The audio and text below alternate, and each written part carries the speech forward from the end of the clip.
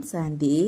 இன்றைய முரளி 15/4/2025 பாப்தாதா மதுபன். இனிமையான குழந்தைகளே, தந்தை ஆத்மாக்களாகிய உங்களிடம் ஆன்மீக உரையாடல் செய்கிறார். நீங்கள் உங்களது வாழ்க்கையை 21 பிறவிகளுக்கு காப்பீடு செய்து கொள்ள தந்தையிடம் வந்துள்ளீர்கள். உங்களது வாழ்க்கை என்றால் நீங்கள் அமரராக ஆகிவிடக்கூடிய அளவிற்கு காப்பீடு செய்யப்பட்டு விடுகிறது. கேள்வி: மனிதர்கள் கூட தங்களது லைஃப் இன்சூரன்ஸ் செய்து கொள்கிறார்கள் மற்றும் குழந்தைகளாகி நீங்களும் செய்து கொள்கிறீர்கள்.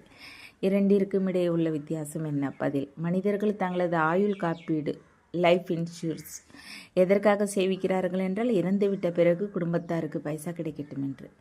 குழந்தைகளாகி நீங்கள் எதற்காக காப்பீடு செய்கிறீர்கள் என்றால் நாம் 21 பிறவிகளுக்கு இறக்கவே கூடாது, அமரராகிவிட வேண்டும் என்பதற்காக. சத்தியுகத்தில் ஒன்றும் இன்சூரன்ஸ் கம்பெனிகள் இருக்காது. இப்பொழுது நீங்கள் உங்கள் ஆயுள் காப்பீடு செய்து விடுகிறீர்கள், பிறகு ஒருபொழுதும் இறக்க மாட்டீர்கள். இந்த குஷி இருக்க வேண்டும். பாடல்: இவர் யார்? இன்று அதிகாலையில் வந்தார். ஓம் சாந்தி. ஆன்மீக தந்தை வந்து ஆன்மீக குழந்தைகளிடம் ஆன்மீக உரையாடல் நிகழ்த்துகிறார். தந்தை நம்மை இப்பொழுது 21 பிறவிகளுக்கு மட்டுமென்ன 40-50 பிறவிகளுக்காக காப்பீடு செய்து கொண்டு இருக்கிறார் என்பதை குழந்தைகளாகி நீங்கள் அறிந்துள்ளீர்கள். அந்த ஜனங்கள் தாங்கள் இறந்துவிட்டால் அவர்களது குடும்பத்தினருக்கு பணம் கிடைத்துவிடும் என்பதற்காக இன்சூர் செய்கிறார்கள். நீங்கள் 21 பிறவிகளுக்கு இறக்கவே கூடாது என்பதற்காக இன்சூர் செய்கிறீர்கள். அமரராக ஆக்குகிறார் அல்லவா? நீங்கள் அமரர்களாக இருந்தீர்கள். மூலவதனம் கூட அமரர் லோகமாகும். அங்கு மரணம் அடைவது மற்றும் உயிருடன் இருப்பது என்ற விஷயம் இருப்பதில்லை. அது ஆத்மாக்கள் வசிக்கக்கூடிய இடமாகும். இப்பொழுது இந்த ஆன்மீக உரையாடலை தந்தை தனது குழந்தைகளிடம் செய்கிறார், வேறு யாரிடமும் செய்வதில்லை. எந்த ஆத்மா தன்னை அறிந்திருக்கிறாரோ அவர்களிடம்தான் உரையாடுகிறார். மற்ற வேறு யாரும் தந்தையின் மொழியை புரிந்து கொள்ளவும் மாட்டார்கள். கண்காட்சியில் இத்தனை பேர் வருகிறார்கள், உங்களது மொழியை புரிந்து கொள்கிறார்களா என்ன? யாரோ ஒருவர் சிறிதளவு புரிந்து கொள்வது கூட அரிது. உங்களுக்கு கூட புரிய வைத்து எத்தனை விடங்களாகிவிட்டன. இருந்தாலும் எவ்வளவு குறைவானோர் புரிந்துள்ளார்களே. இறப்பதும் ஒரு நொடியில் புரிந்து கொள்ள வேண்டிய விஷயமாகும். தூய்மையாக இருந்த ஆத்மாக்களாகிய நாம் தான் பதித்தமாக ஆகியுள்ளோம். மீண்டும் நாம் தூய்மையானவராக வேண்டி உள்ளது. அதற்காக இனிமையான தந்தையை நினைவு செய்ய வேண்டும். அவரை விட இனிமையான எந்த பொருளும் கிடையாது. இந்த நினைவு செய்வதில்தான் மாயையின் தடைகள் ஏற்படுகின்றன. பாபா நம்மை அமரராக ஆக்க வைத்துள்ளார் என்பதையும் அறிந்துள்ளீர்கள். புருஷார்த்தம் செய்து அமரராகி அமரபுரிக்கு அதிபதி ஆகி வேண்டும். அமரராகவோ எல்லோரும் ஆகிவிடுவார்கள். சத்தியுகத்திற்கு அமரலோகம் என்றே கூறப்படுகிறது. இது மரண உலகமாகும். இது அமரக்கதையாகும். அப்படியின்றி சங்கரன் மட்டும் பார்வதிக்கு அமரக்கதை கூறினார் என்பது அல்ல. அவையோ எல்லாமே பக்தி மார்க்கத்தின் விஷயங்களாகும். குழந்தைகளாகிய நீங்கள் என் ஒருவனிடம் மட்டுமே கேளுங்கள், என் ஒருவனை நினைவு செய்யுங்கள். ஞானத்தை நான் தான் அளிக்க முடியும். நாடக திட்டப்படி முழு உலகம் தமோ பிரதானமாக ஆகியுள்ளது. அமரபுரியில் ஆட்சி புரிவது அதற்குத்தான் அமரப்பதவி என்று கூறப்படுகிறது. அங்கு இன்சூரன்ஸ் கம்பெனிகள் ஆகியவை இருக்காது. இப்பொழுது உங்கள் ஆயுளை காப்பீடு செய்யப்படுகிறது. நீங்கள் ஒருபொழுதும் இறக்க மாட்டீர்கள். இது புத்தியில் குஷி இருக்க வேண்டும். நாங்கள் அமரபுரிக்கு அதிபதி ஆகிறோம், எனவே அமரபுரியை நினைவு செய்ய வேண்டியுள்ளது. மூலவதனம் வழியாகத்தான் செல்ல வேண்டியுள்ளது. இது கூட மன்மனா பவ ஆகிவிடுகிறது. மூலவதனம் என்பது மன்மனா பவ, அமரபுரி என்பது மத்தியாஜி பவ. ஒவ்வொரு விஷயத்திலும் 2 எழுத்துக்கள் தான் வருகின்றன. உங்களுக்கு புத்தியில் பதியும் வகையில் எவ்வளவு விதமாக புரிய வைக்கிறார். எல்லாவற்றையும் விட அதிகமான உழைப்பு இதில் தான் உள்ளது. தன்னை ஆத்மா என்று நிச்சயம் செய்ய வேண்டும். ஆத்மாகிய நாம் இந்த பிறவி எடுத்துள்ளேன். 84 பிறவிகளின் வெவ்வேறு பெயர் ரூப தேசம் காலத்தில் சுற்றியபடியே வந்துள்ளேன். சத்தியுகத்தில் இத்தனை பிறவி, திரேத்தாவில் இத்தனை பிறவி. இது கூட நிறைய குழந்தைகள் மறந்து விடுகிறார்கள். முக்கியமான விஷயமே தன்னை ஆத்மா என்று உணர்ந்து ஸ்வீட் இனிமையான தந்தையை நினைவு செய்வது. எழுந்தாலும் அமர்ந்தாலும் புத்தியில் இருக்கும் பொழுது குஷி இருக்கும். யாரை நாம் வாருங்கள் வந்து தூய்மையாக ஆக்குங்கள் என்ற அரைக்கல்பமாக நினைவு செய்து கொண்டிருந்தோமோ அந்த பாபா மீண்டும் வந்துள்ளார். மூலவதனம் மற்றும் அமரபுரி சத்தியுகத்தில் தூய்மையானவராக இருப்போம். பக்தியில் மனிதர்கள் முக்தி அல்லது கிருஷ்ணபுரிக்கு செல்வதற்காக புருஷார்த்தம் செய்கிறார்கள். முக்தி என்று கூறினாலும் சரி அல்லது நிர்வான் தாம் என்று கூறினாலும் வான்பிரஸ்தம் என்ற வார்த்தை சரியானது. வான்பிரஸ்திகளும் நகரத்திலேயே இருப்பார்கள். சன்னியாசிகளும் வீடு வாசலை விட்டுவிட்டு காட்டிற்கு சென்று விடுகிறார்கள். தற்காலத்திய வான்பிரஸ்திகளிடம் எந்த ஒரு வலிமையும் இல்லை. சன்னியாசிகளோ பிரம்மத்தை பகவான் என்று கூறிவிடுகிறார்கள். பிரம்மலோகம் என்பது இல்லை. மறுபிறவியோ யாருடையதுமே நின்று போய் விடாது என்பது இப்போது குழந்தைகளாகிய நீங்கள் அறிந்துள்ளீர்கள். அவரவர் பாகங்களை அனைவரும் நடிக்கிறார்கள். வருவது போவது என்ற சக்கரத்திலிருந்து விடுபட முடியாது. இச்சமயம் கோடிக்கணக்கான மனிதர்கள் உள்ளார்கள், இன்னும் வந்து கொண்டே இருப்பார்கள். புனர்ஜென்மம் எடுத்துக்கொண்டே இருப்பார்கள். பிறகு முதல் தளம் காலியாகிவிடும். மூலவதனம் என்பது முதல் தளம். சூட்ச்மவதனம் என்பது 2வது தளம். இது 3வது தளம், அல்லது இதற்கு கிரவுண்ட் ஃப்ளோர், தரை தளம் என்றும் கூறலாம். வேறு எந்த தளம் கூட கிடையாது. அவர்கள் நட்சத்திர மண்டலங்களில் கூட உலகம் உள்ளது என்று நினைக்கிறார்கள். அப்படி அல்ல. முதல் தளத்தில் ஆத்மாக்கள் இருக்கிறார்கள். மற்றபடி மனிதர்களுக்காகவே இந்த உலகம் உள்ளது. நீங்கள் எல்லையில்லாத வைராக்கியம் உடைய குழந்தைகளாவீர்கள். நீங்கள் இந்த பழைய உலகத்தில் இருந்தாலும் கூட இந்த கண்கள் அனைத்தையும் பார்த்து கூட பார்க்கக்கூடாது. இதுதான் முக்கியமான புருஷார்த்தமாகும். ஏனெனில் இவை எல்லாமே முடிந்து போய்விடும். அப்படியின்றி உலகம் அமைக்கப்படவே இல்லை என்பது அல்ல. அமைக்கப்பட்டுள்ளது. ஆனால் அதன் மீது வைராக்கியம் ஏற்பட்டு விடுகிறது என்றால் முழு பழைய உலகத்தின் மீது வைராக்கியம், பக்தி, ஞானம் மற்றும் வைராக்கியம். பக்திக்கு பிறகு பக்தியின் மீது வைராக்கியம் ஆகிவிடுகிறது. இது பழைய உலகமாகும் என்பதை புத்தியினால் புரிந்துள்ளீர்கள். இது நமது கடைசி பிறவியாகும். இப்பொழுது எல்லோரும் திரும்பி செல்ல வேண்டும். சிறிய குழந்தைகளுக்கு கூட சிவபாபாவை நினைவூட்ட வேண்டும். தப்பும் தவறுமான உணவு பழக்கங்கள் போன்ற எந்த ஒரு பழக்கத்தையும் ஏற்படுத்தக்கூடாது. சிறிய வயதில் என்ன பழக்கம் ஏற்படுத்துகிறீர்களோ அதே போல பழக்கம் ஏற்பட்டு விடுகிறது. தற்காலத்தில் சகவாச தோஷம் மிகவுமே அசுத்தமானது. நல்ல தொடர்பு உயர்த்தும், தீய தொடர்பு வீழ்த்தும். இது விகாரக்கடல் வேசியாலயமாகும். ஒரே ஒரு பரமபிதா பரமாத்மா தான் சத்தியமானவராவார். God is one. கடவுள் ஒருவர் என்று கூறப்படுகிறது. அவர் சத்தியமான விஷயங்களை புரிய வைக்கிறார். ஹே ஆன்மீக குழந்தைகளை, உங்கள் தந்தையாகிய நான் உங்களிடம் ஆன்மீக உரையாடல் செய்கிறேன் என்று தந்தை கூறுகிறார். என்னை நீங்கள் அழைக்கிறீர்கள் அல்லவா? அவரே ஞானக்கடல் பதித்த பாவனர் ஆவார். புதிய சிருஷ்டியின் படைப்பு கர்த்தா ஆவார். பழைய சிருஷ்டியை விநாசம் செய்விக்கிறார். இந்த திரிமூர்த்தியை பிரசித்தமாக உள்ளது. உயர்ந்ததில் உயர்ந்தவர் சிவன் ஆவார். நல்லது. பிறகு சூட்ச்மவதனத்தில் இருப்பவர்கள் பிரம்மா, விஷ்ணு மற்றும் சங்கர். அவர்களுடைய சாட்சாத்காரம் கூட ஆகிறது. ஏனெனில் தூய்மையானவர்கள் அல்லவா? அவர்களை உயிரூட்டமுடையவர்களாக இந்த கண்களால் பார்க்க முடியாது. தீவிரமாக பக்தி செய்தால் பார்க்கவும் முடியும். உதாரணமாக, யாராவது அனுமாருடைய பக்தராக இருக்கிறார் என்றால் அவருடைய சாட்சாத்காரமாகும். சிவனுடைய பக்தர்களுக்கோ பரமாத்மா அகண்ட ஜோதி ஸ்வரூபமானவர் ஆவார் என்று பொய்யாக கூறப்பட்டுள்ளது.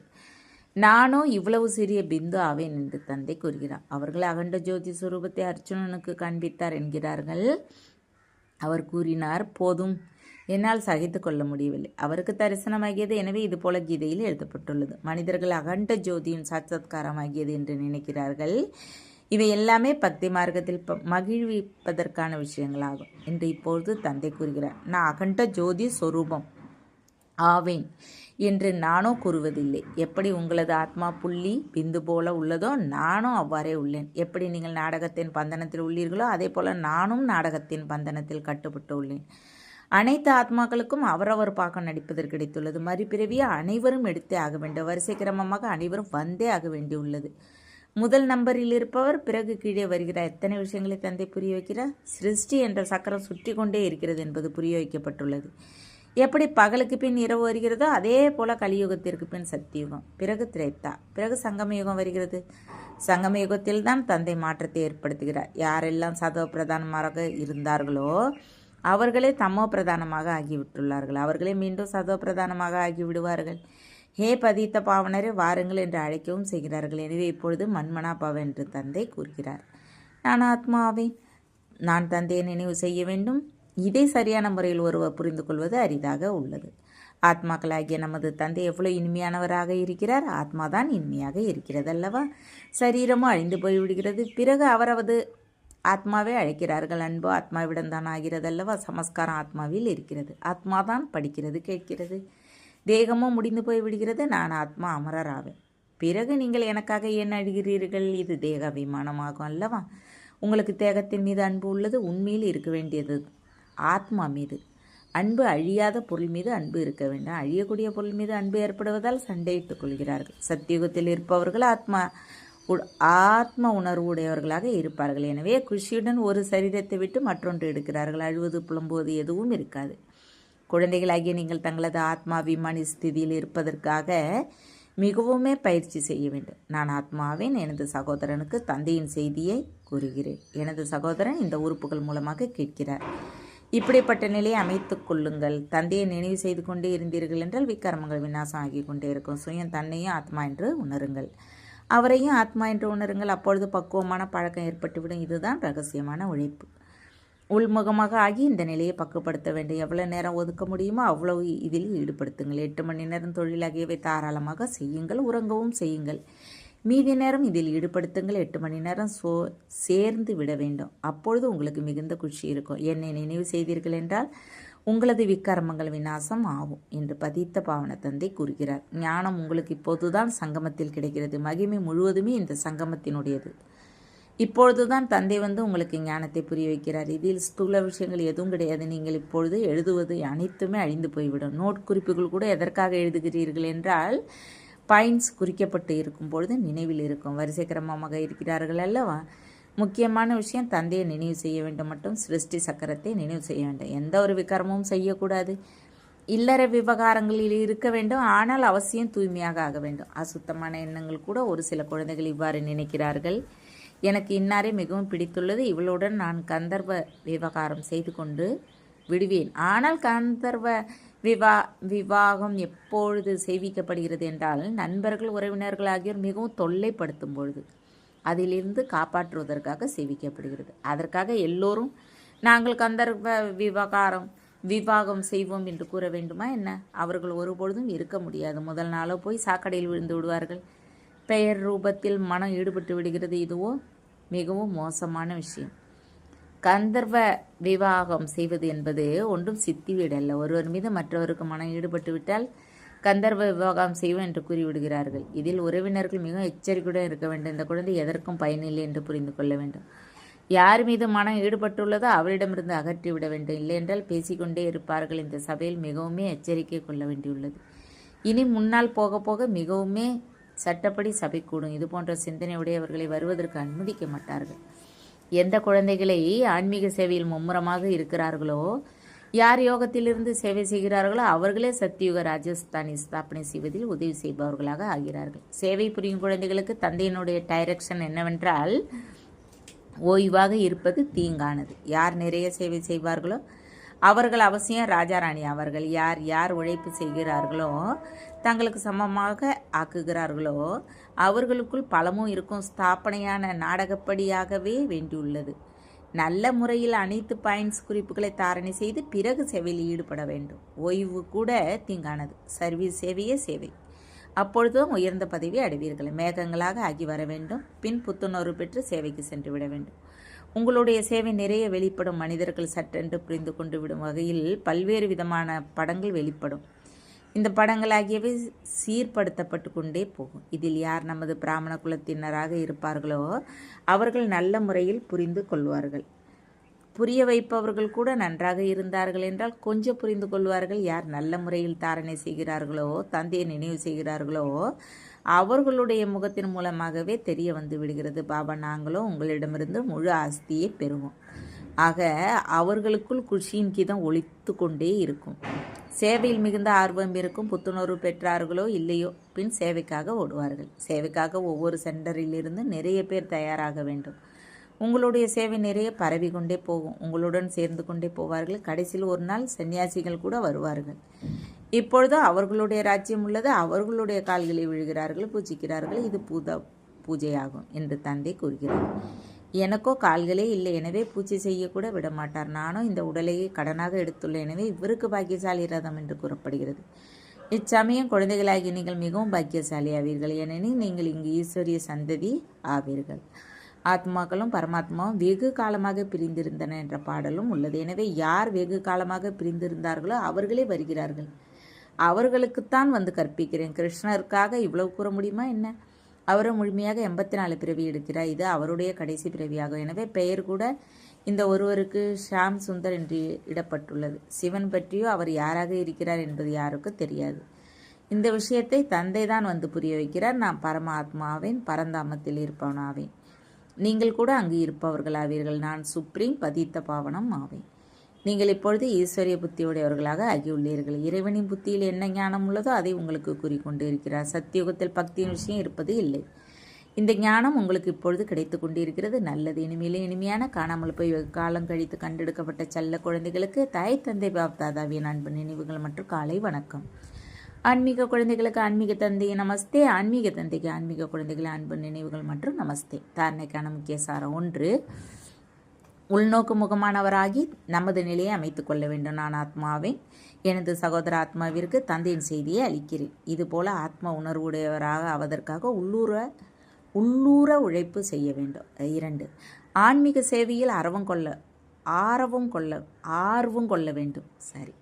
ஆன்மீக சேவையில் ஆர்வம் கொள்ள வேண்டும். தனக்கு சமமாக ஆக்குவதற்கான முயற்சி செய்ய வேண்டும். சகவாச தோஷம் மிகவுமே அசுத்தமானது. அதிலிருந்து தங்களை பாதுகாத்து கொள்ள வேண்டும்.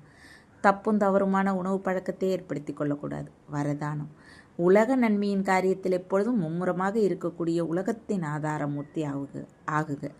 விஸ்வ கல்யாண்காரி குழந்தைகள் கனவில் கூட சாவகாசமாக இருக்க மாட்டார்கள். யார் இரவு பகலாக சேவையில் பிஸியாக இருப்பார்களோ அவர்களுக்கு கனவிலும் கூட புதிய புதிய விஷயங்கள், சேவையின் திட்டங்கள் மற்றும் வழிமுறைகள் தெரிய வரும். அவர்கள் சேவையில் பிஸியாக இருக்கும் காரணத்தால் தங்களது புருஷார்த்தத்தில் ஆகட்டும் மற்றவர்களுடையதாகட்டும் வீணானவற்றிலிருந்து தப்பித்திருப்பார்கள். அவர்களுக்கு முன்னால் உலகத்தின் ஆத்மாக்கள் எப்பொழுதும் வெளிப்பட்டு இருப்பார்கள்.